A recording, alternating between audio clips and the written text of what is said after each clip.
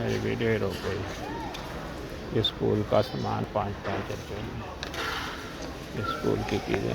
चलो लाओ उत्थे जाके लैंड के। हाँ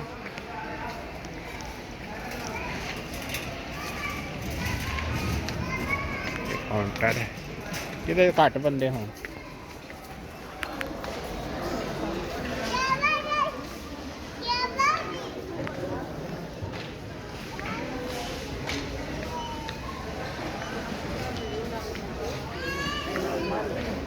प्यारी पई आ